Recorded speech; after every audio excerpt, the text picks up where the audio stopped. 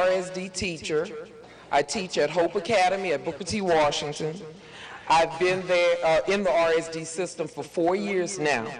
I'm certified, I'm highly qualified, and yet I've been surplus every year, along with other co-workers, teachers across the whole district. Surplus every year, which means I have to reapply, I have to give out a resume, make phone calls, set up appointments in order to be rehired. For the last 2 years, I've served an alternative school population. Our students at Hope Academy come from RSD schools, NOP schools, and charter schools. I work with at-risk students who are impoverished students, students who are disenfranchised, and on the fringe of society. Most people don't want to deal with them. Most people just want them out of their sight, out of their mind. Students that no one, as I said before, no one wants to deal with. There's too much instability among the teachers, which also leads to instability for our students. And as everyone said before me, our students. Okay, there's instability that then goes into the community. We need stable communities. Stable schools will give us stable communities. I'm afraid that these students will be lost in the shuffle. What will happen to them? Where will they go? Our students need stability. Give our schools back to OPSB. Thank you.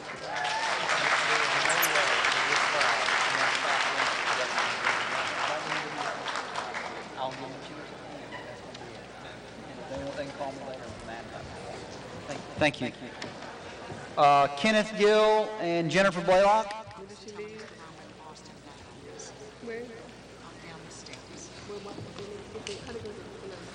Good evening, Bessie Board. My name is Kenneth Gill, president Do you mind? Yes, thank you very much. My name is Kenneth Gill, president of John McDonogh Alumni Association. As members of John McDonogh Alumni, we stand in opposition of changing our school into a charter. The public was told the charter school was needed to take over failing schools. However, they forgot to tell the public that was a lie. Those entities who were granted charter for so-called failing schools only took over failing school buildings. The students who were attending the so-called failing schools were not the same students admitted when the school became charter. With this, tell me, how can success be measured? Therefore, success is only based on a newer and smaller population of students, which is false reporting if the same population has not been measured. We have based our opposition on the following premises. Our school has stood as an icon in the community, open to all learners, and from that group we have produced many successful students and graduates. True data as collected by the Department of Education prove the success of John McDonogh students who are comprised of those rejected from the charter schools after takeover. Example, KIPP was supposed to take over half of Douglas building for the fall, and Douglas was supposed to remain in the other half.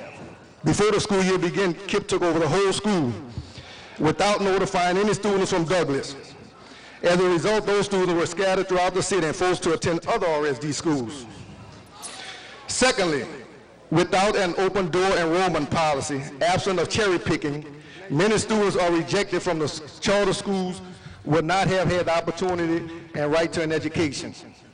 When students are removed from the charter schools after October MFP count, they are not accepted into another charter school, but are found on the doorsteps of public schools like John McDonogh, Reed, Corn, Clark, Culver.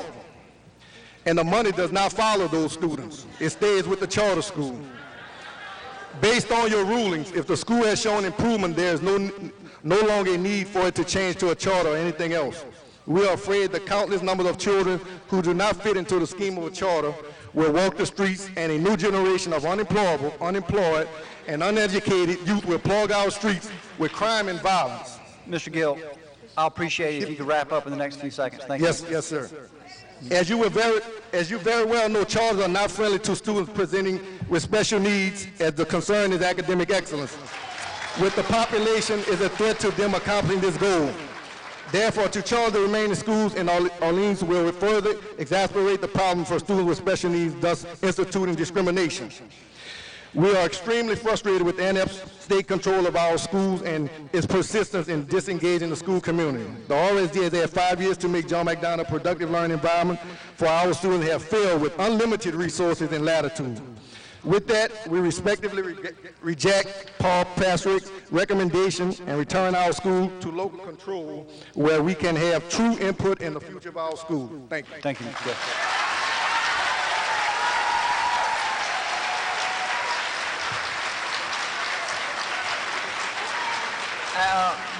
Before you begin, it will be Byron Stewart and Ashanta Wyatt. Please say your name. Okay, my name is Jennifer Blaylock. You have to speak directly into that microphone over there and pick it up. Can you hear me now? Okay. My name is Jennifer Blaylock. I'm an itinerant teacher with RSD. This is my 4th year with RSD. And I spoke at the last Bessie Board meeting that was here in New Orleans. I'm not quite as nervous as I was before. I remember I said that I had come to the conclusion that I thought that RSD's way of handling problems was just turn it into a charter school. And that in fact RSD was created to be dismantled into charter schools. What the gentleman before me said, you know, cannot be said enough. A charter school may take over a building. It doesn't necessarily take the same students. It is not a level playing field. This kind of privatization of education will only lead to gentrification and a caste system in this city and ultimately more crime. For the past 3 years, I was in a school, Laurel. I also served Live Oak. Both of them were literally taken over by charters. Now, someone pointed out to me, a very good person who I admire and respect, pointed out to me that my wearing this RSD with a thing through it is a conflict because I'm an RSD employee. Well, that may be. But I don't have any children. I have cats by choice. But I do believe that these children are our children, and I can't not speak up. It is not right to get rid of teachers and bring in Teach for America.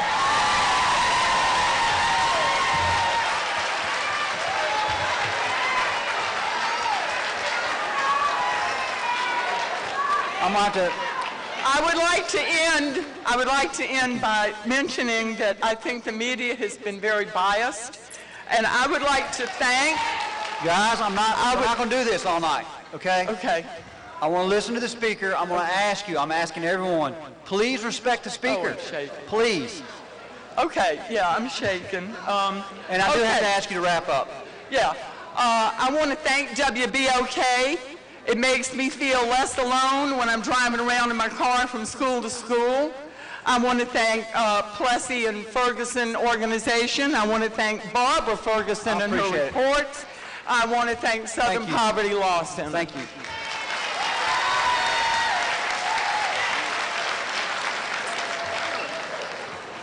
Mr. Chairman, members of Bessie, Superintendent, and guests, my name is Byron Stewart. I represent the Louisiana School Board Association. We have 70 school districts, 694 school board members, and close to 600,000 students. We're here to back our member, the Orleans Parish School System, and in whatever position they take, and to the end, because we clearly think and we clearly know that if this many people can come out and express their concern about having these schools returned, the Orleans system is not, if they're not ready to get the schools back, they have to deal with all these people in here tonight. So I want to thank you and let them know that we're behind them as our member organization. Thank you. Thank you, Mr. Stewart.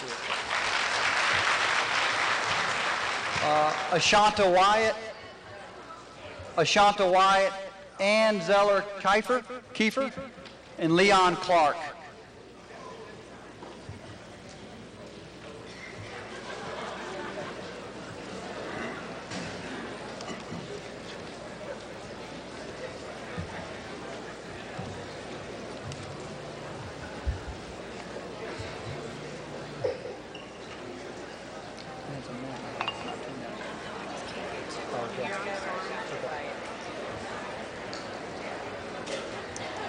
In no particular order. Go ahead. Hello, my name is Ann Zola Kiefer. I'm a graduate of Fort Jay High School in 1963 and a cheerleader, 9th grade of McMain. Wow. I'm speaking today in favor of returning the schools governed by the RSD to local governance. The Orleans Parish School Board must be prepared to resolve some old problems with renewed confidence, and I think they can. I think they're ready and we're ready for them.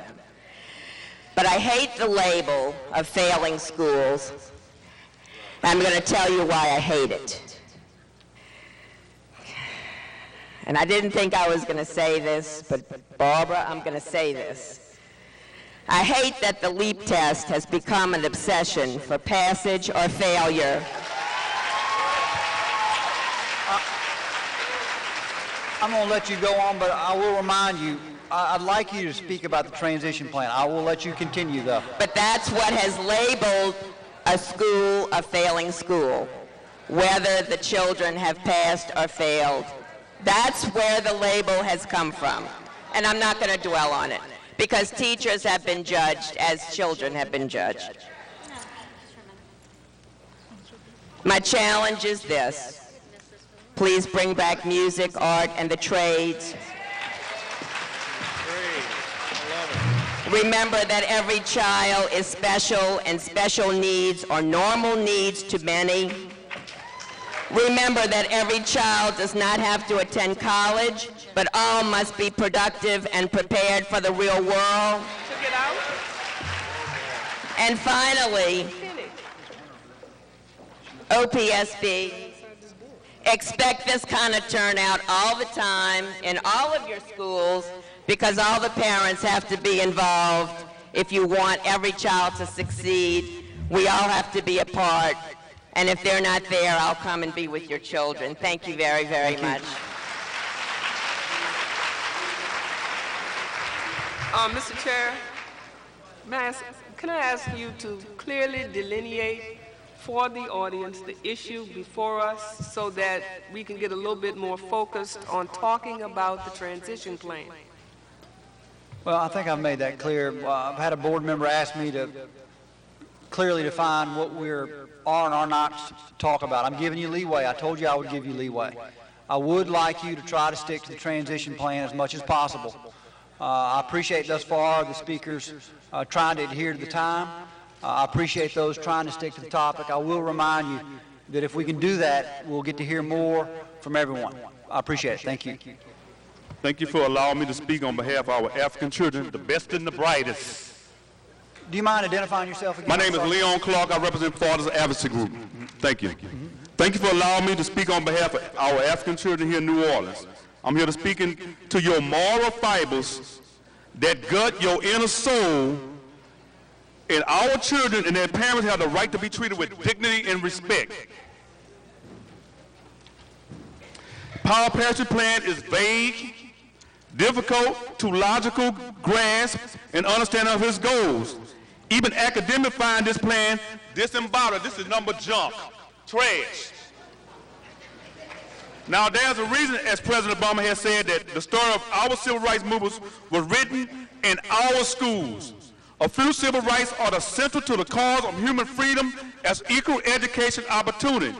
It's troublesome that students with disabilities still do not get the education support almost 5 years later in this Paul Bellis-run RSD school. It's a violation of federal law and injects students with its indignities. Paul Bellis' plan and Paul Patrick's plan is a total failure.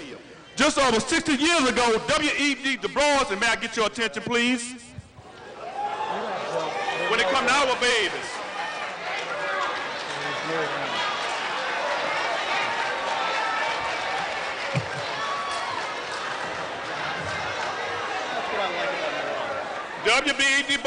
W.E.B. Du Bois wrote that all civil rights for which the world has struggled and fought for over 500 years has the right to learn versus laws on the books disallowing African citizens the rights to read or write. It is undoubtedly the most fundamental issue at hand.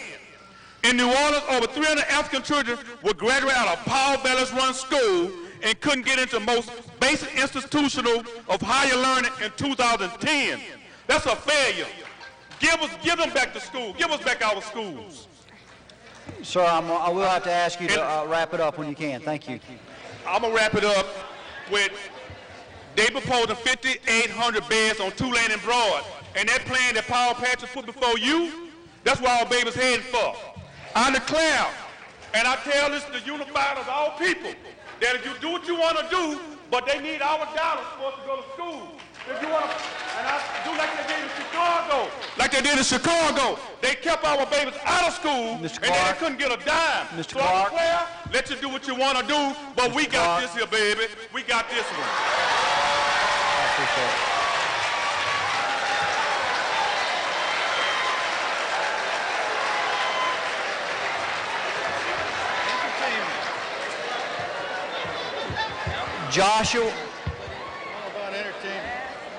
Joshua Brown.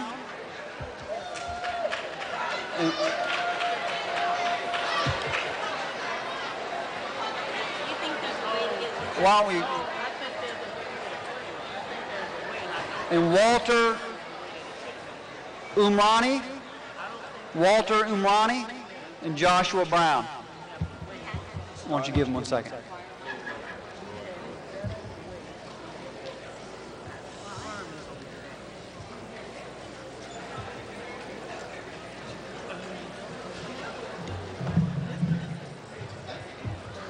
Just wait.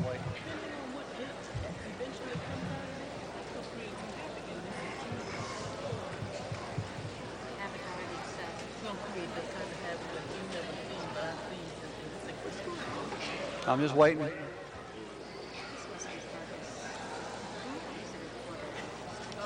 Go ahead. My name is Joshua Brown, and I'm talking about death of a generation.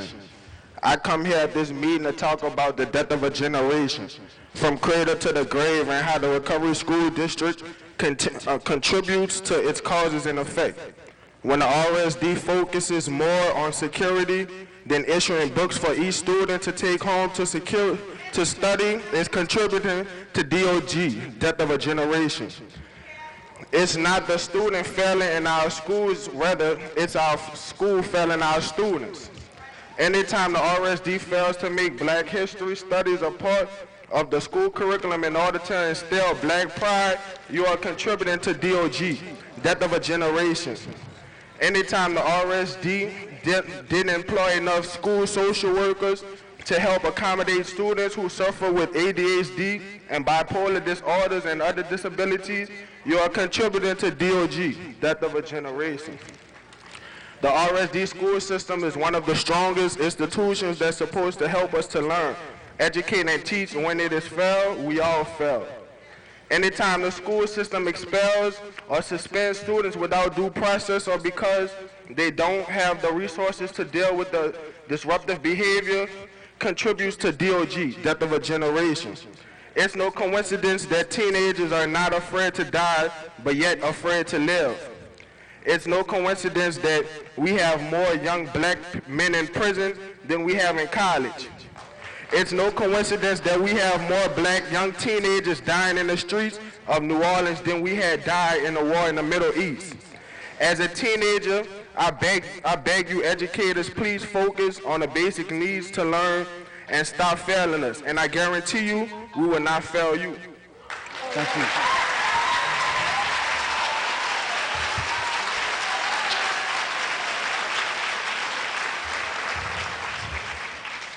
And before you start, let me say, Shelton Joseph will be next, and Lashkeisha Luckett. Go ahead, Mr. Armani.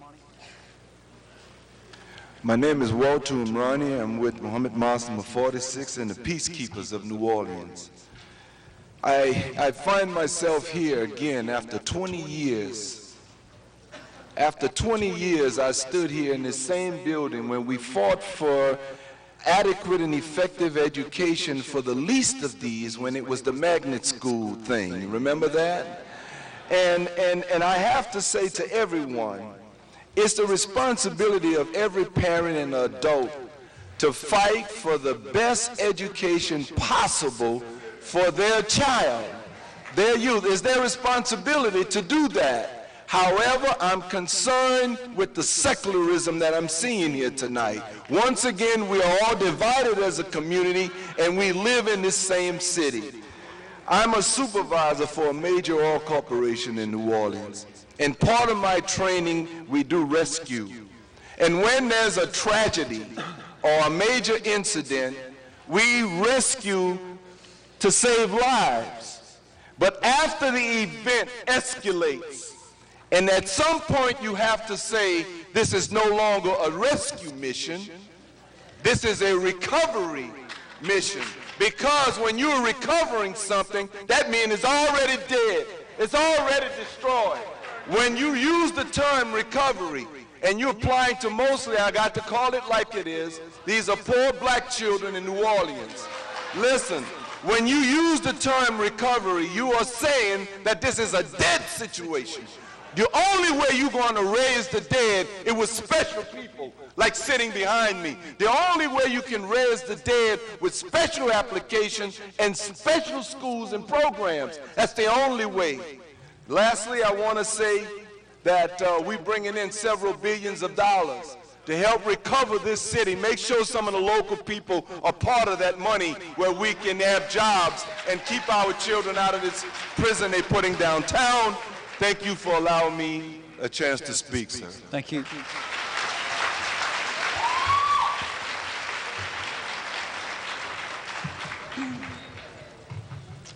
Hello, my name is Lakeisha Luckett. I'm a mother of a special needs child.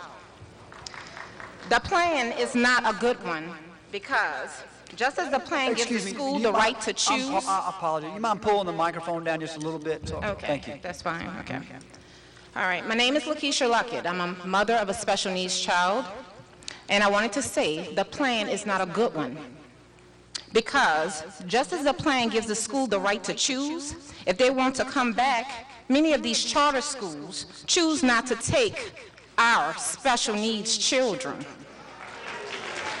They don't serve them well at all. I need for you guys to consider my child and the other children that need you to make the right decision today. That's all I have to say. Thank you. I also want to call Karen Harper Royal and Nikisha Napoleon. Good evening. My name is Shelton Joseph. I'm the parent of a special needs student. The Recovery School District has not only let him down, it's let me down. And I'm sure it's let other children down. How can it be that the Recovery School District has made it a priority to turn around and to be fast to expel and fast to suspend, but not that fast to offer assistance to help him have the right education that he's entitled to? You understand? Then I have a problem that 2 years ago, I enrolled this child at Craig School in New Orleans East. At that time, I presented a current IEP that was with me and on him from Georgia.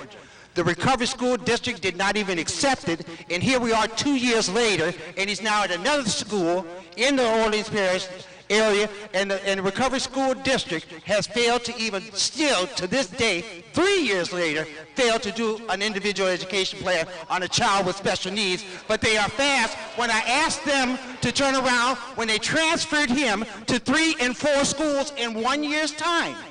In 1 year's time, and when I asked the principals at these schools, where is his folder? What can you show me? They open up a blank folder. So how can you deal with the situation or even make the proper evaluation on that child when you're not even having the basic information regarding his situation? Recovery School District has failed us and failed our children.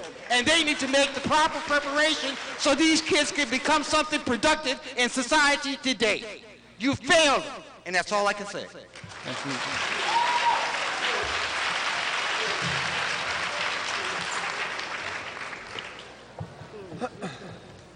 Good evening. My name's Karen Harper Royal. I'm a parent of a child with special needs. I also assist many parents of children with special needs. We really are in this together. We need an all-children approach to educating our children and to education reform in this city and in this state, an all-children approach. The recommendations presented by the state superintendent will keep children in the Recovery School District direct run or Recovery School District failing charters for 2 or more years. I have a chart, and I've given each of you a copy of this. We have a large number of Recovery School District direct run schools that are failing, and we have those that are on academic watch. But you will also see in pink on the side of this, many of these schools, direct run and charters, have not made their growth target. We all have to remember, this state set a goal of a 120 school performance score. In order to get to that 120 by the year 2014, we have to make positive, consistent growth. And we have stagnated at the Recovery School District level, and this chart will show you that we are not making enough progress fast enough. And I want to give those teachers and those children credit. They have improved, but it's not fast enough, and it's not going to get us to our goal of 2014 of 120 school performance score. And for that reason, we cannot allow 2 more years of a failed system. The Recovery School District has been a 5-year experiment that has failed, and we need to rescue our children from that. We need to start focusing on what it's going to take to really help those children who are struggling academically. Some of the growth you see in those schools that are doing better is at the expense of other children, those children who can't get into some of the charter schools. So I also want to address some other points in the plan. The plan speaks to those... I'll give you a few more seconds, but I want to ask you to wrap it up. Just a few more seconds? Okay, I'll quickly wrap it up. We need to throw out the recommendations that have been presented. And my name is Shana Beagle. I want to give them my time. Okay. Were you listed? Yes, she is. Okay. Okay. Your name again, I'm sorry, so we can just make sure we get it? Ashana Begard. Okay, thank you. Okay, the plan speaks to those 2 schools that are eligible to exit the RSD as getting to choose if they want to go back to the Orleans Parish School Board. Those schools shouldn't get to choose because the RSD as an entity was meant for turning around failing schools. You're successful. You're not failing anymore. You don't have to stay inside of an entity that was meant to house failing schools. And besides, the Louisiana Constitution dictates that the Orleans Parish School Board and other parish, city, or locally elected school boards are the school boards to receive schools. We don't have to think about what kind of governance structure we want. We have a governance structure dictated by the Louisiana Constitution. I think that that recommendation in the plan needs to be thrown out completely. It makes no sense. The RSD continues to fail our children. I'm asking that each of these schools be shut down by the end of this school year, and I will submit written comments on how we can take care of the children in those schools so that they can have a better chance at success as we move on into the future. And I just want to say this one last thing. Just tonight, you know, this whole thing is pitting parents against parents, schools against schools. People are competing for children. I was just in a hallway with a mother with 3 children. This mother has been sent to 6 different RSD schools trying to get her children in school. She's been turned away. She's on a bus. She lives in New Orleans East. She's been as far as to Cohen. The child was wearing a Cohen uniform, but Cohen won't take her. They've been to Carver. They've been to Fannie C. Williams. They've been to Greater Gentilly. They've been to Gentilly Terrace. They won't take her. I'm going to call her tomorrow and find a way to get those children in school because I care about all children, not just my child. And it's not... Please. It's not just my child. It's not just any one person's child. We have to have an all-children approach to reforming our schools. Thank you. Thank you, Ms. Roll. Please. Guys.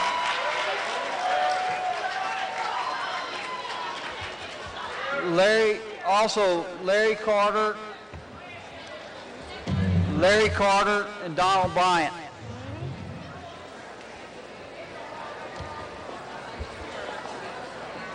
Wait 1 second.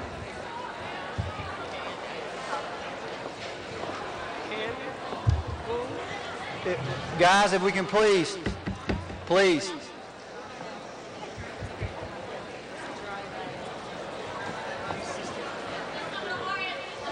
It's all right. Just tell everybody to calm down. It's fine.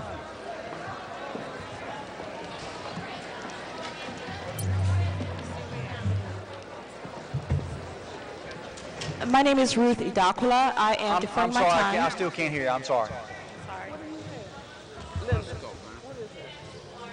My name is Ruth Idakula. I am deferring my time to Ms. Lakeisha because pretty much everything that I have to say has been said. So I'm going to stand to the side. Your name again? Did you have a card so we could? No. Ruth Idakula. Okay. Thank you. Good afternoon. My name is Nakisha Napoleon, and I represent Family and Friends of Incarcerated Children. And basically, I wanted to speak to the revised statute 17.4. And under that, the revised statute, it states clearly that you guys will have an assured balance in terms of enrollment, facilities, funds, and services for the students in the RSD school district. However, we know that as of today, that hasn't happened. When we look in terms of resources, $79,000 is actually spent on resources. $1.5 million is actually spent on security guards in the school system. According to this, also the statute, you have 200 students in the school, in one school, and actually you have 5 security guards in that particular school and only 1 social worker. That's a major problem. 1 out of every 4 students in the recovery school district is suspended. During 2008 and 2009, the 33 RSD Direct 1 schools, they suspended an average of 186 students in 1 week. And that means that Family and Friends of Incarcerated Children, we actually have to advocate for those students. Now, I'm not here to say that I'm against charter, but I am here to say that I am against the recovery school district and its operation. Now, in 2008, this exact same year, we have to look at 6.5% of RSD schools.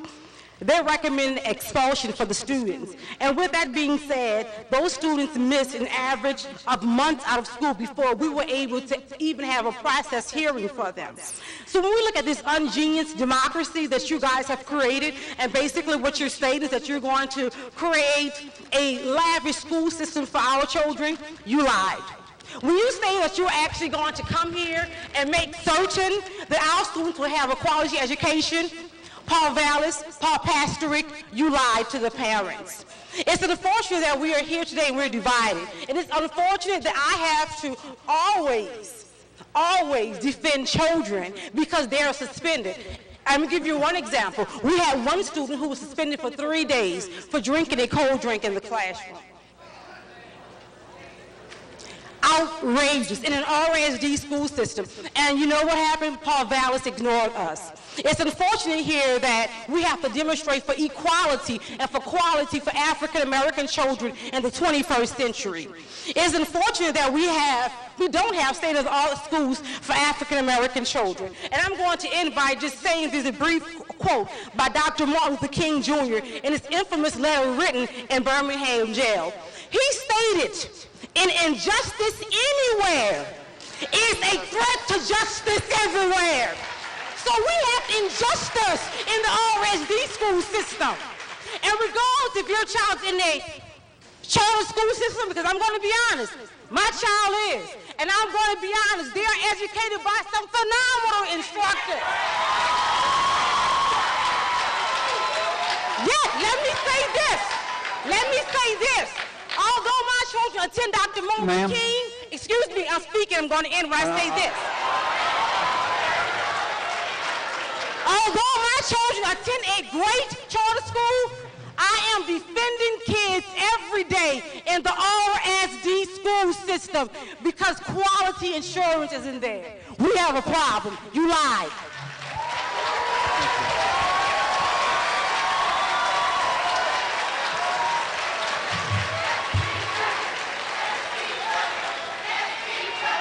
Please, guys, please.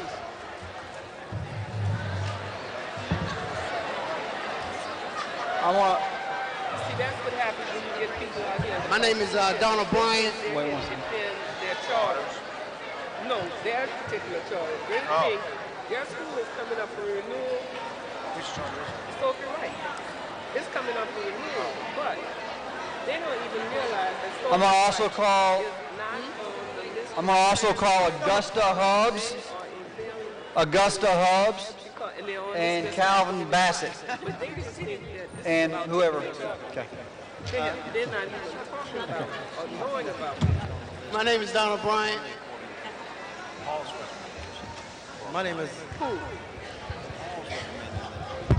My name is. I understand that, but they don't know that. That's what I'm telling you. They don't know that. My name is First Sergeant Why Calvin don't you, Bassett. if you wait just 1 second, we'll give you a second. Their own. You understand? They think that somebody's going to take their charter away, namely the New Orleans public school system. You understand? Yes, my name is First Sergeant Bassett, Calvin Bassett. I represent JROTC. As we gather to discuss the PAP transitions for OPS, prior to Katrina, we had 14 JROTC programs in Orleans Parish that put at least 150 cadets into college. RSD has closed schools and chartered schools, leaving us with only 4 JROTC programs, 3 Army, 1 Navy. We need to go back to OPSB to serve our children. Mr. Paul Vallis said he supports JROTC and wanted more JROTC programs in the school. Still, he closed schools and cut the program. We know that most people think that JROTC is all about just marching, but no, we do teach, and we do teach our kids leadership, citizenship, financial planning, and we are accredited for health and PE. At least 99% of our kids do graduate from ROTC, and we do send at least 7% of them to college, amen? And we want to say that the ROTC is one of the better programs that we do know that's in the schools now, but still we're cutting the programs and leaving the kids just out there. And we know that we spend most of our days with our kids trying to get them to do the right thing. But as long as we continue to cut most of the programs in the system now, we can find ourselves with more and more of our kids just dropping out of high school. Thank you. Thank you. Larry Carter, did I miss Larry Carter? And Augusta Hubbs, was that Katrina Dang? Katrina Jackson Dang? Ndang. Ndang and Malika Brown as well. Good afternoon. My name is Larry Carter, President of the United Teachers of New Orleans. First of all, I want to thank the Bessie board members who sit on the committee for coming here and addressing and listening to the audience, and to our fellow colleagues who are out here in the audience, and to parents and to teachers and to community stakeholders. I'm here today to say to this community, we must stay united. We must actually be our brothers, sisters, and especially our children's keepers. What I would want you to do as a community is be stakeholders and be advocates for quality public education for all kids. One of the things that I see often, and when I talk to teachers, there's no teacher that's in the classroom that do not want what's best for kids. So I'm here today to support the working men and women who are in the schools, because I know that their working conditions are the same learning conditions that our students live and work in. So I'm here to say to you, when it's all said and done and there's a plan that's designed, I want you to keep at least 2 to 3 things in mind. That right now this community is struggling with 2 definitions: governance and management. Every time someone comes to this mic, they're actually talking about governance and management. And there's confusion. But I'm here today to support having a quality public education in this city by any means necessary. That means we may have RSD-ran schools, we may have charter schools, and we may have direct Orleans Parish schools. But at the end of the day, they need to be ran by a direct-based, local, elected school board. I believe firmly that that's the governance structure that should be allowed to stay and remain in the Orleans Parish. Now, there's different ways to actually do that. Mr. Carter, Yes. I will ask you to wrap I it up in respect the next that. few seconds. Thank you. So what I'm going to ask for this particular board, in one ways, after hearing all of the comments that are made today, and hearing the concerns that have been articulated by many of the community stakeholders in this meeting, will you actually create a process to actually come back to the Orleans Parish School area and communicate to the citizenry on what that plan is, or will we have to travel to Baton Rouge? We know that there's a meeting in December. Okay. We know that we're posting all these comments on the web and providing a comment place so that there can be more community input. We don't know exactly what the next 65 or 70 days will bring in terms of meeting schedule. Part of that is to get an assessment of where we stand after tonight. I appreciate the question, though. Okay, so what I want to say to wrap it up is that I would implore that the school governance should embody the shared responsibility of our parents, our teachers, our school support personnel, especially our students in this community, and that the school policies within the district or the governing board that we discussed be actually a group that's been discussed where you have citizenry participation at the end of the day. Thank you. Thank you.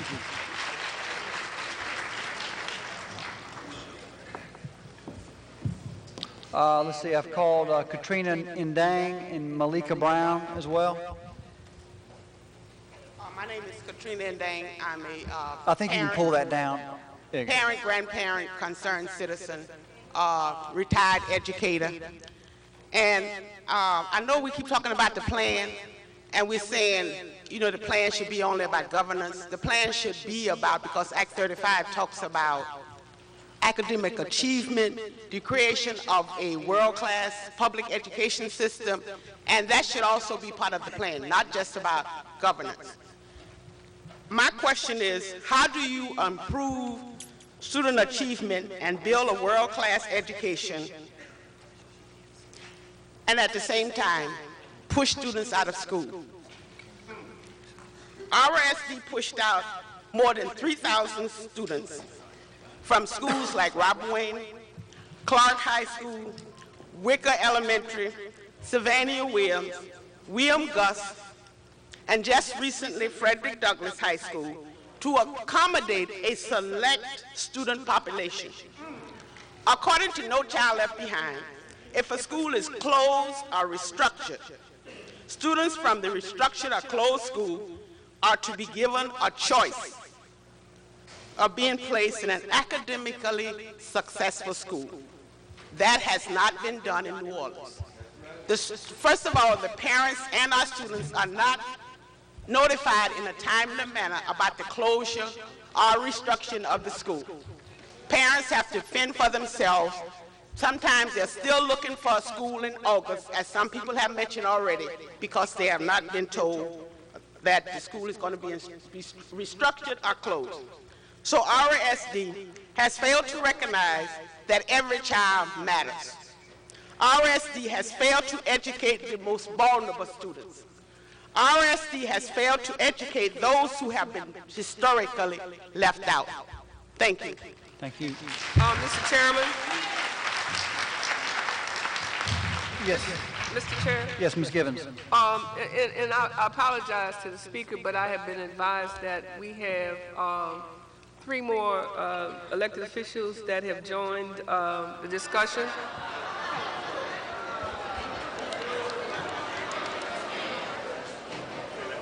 And Senator-elect Cynthia Willard Lewis has advised that we not interrupt the speakers. Thank you, Senator. Thank you, Senator. Malika Brown. I'm also calling Kermit Robertson, and Brandon Begard. That was Kermit Robertson and Brandon Begard. My name is Malika Brown. I am a literacy coach at Sarah T. Reed Elementary. I come before you today to say that I too have had some of the same concerns that everyone in this audience has in terms of the charter movement. However, what I can say from my personal experience with the charter organization coming into our school and being transparent from day one, including every stakeholder, every parent, student, teacher in the transformation process to ensure that every child, not just those exceeding the charts, are provided with a curriculum that will make sure that everyone is successful. So that I come to you to say that I am in support of charter, and NOECA is going to be. Guys, please. Please. And I can stand before you today and say that NOECA will be a dynamic K-12 charter school in New Orleans East, and we welcome all your children, not just the gifted and talented, all the children. Thank you. Guys, please. Wait 1 second. Guys, I needed to be quiet. I'm sorry. But it eats into everybody's time. It eats into everybody's time, okay? Reverend Kermit Curtis Roberson, Boynton United Methodist Church, and I stand before you as a parent. Once again, I want to say to this auspicious body that I want to bring about the same types of changes that will improve our schools. But one of the things that I think we are failing to do is to take that one common sense approach. And the courts, they say that it's kind of like the Bergeron standard for separation between some parents that are dealing with children. We are coming, and we're not doing what's in the best interest of the children. The RSD has had its problems, its failures, just like the OPSB.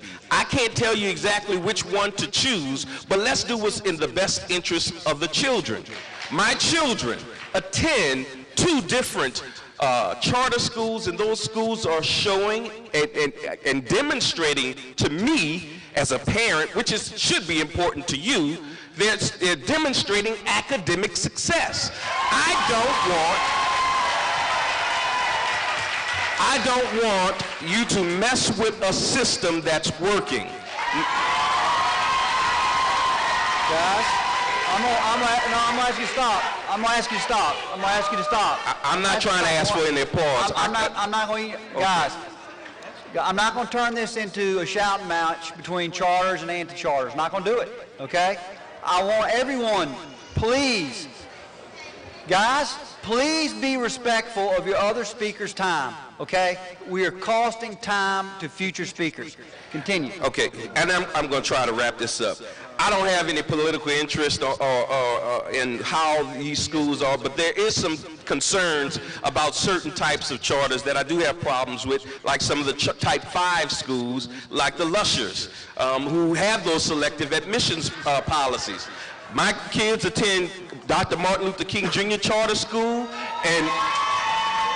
and they're accepting those types of students with disabilities. They're accepting all students. So some of the things that when it deals with access, I want you to pay attention to those things and investigate those schools that will not allow all students to be served. And as that transition plan, I still think that this plan should be studied a little longer prior to turning over the responsibilities back over to any other governing body, and I resist with any and all of my power to turn it over to a separate governing body that's created by the city of New Orleans or anybody else. Thank you. Great.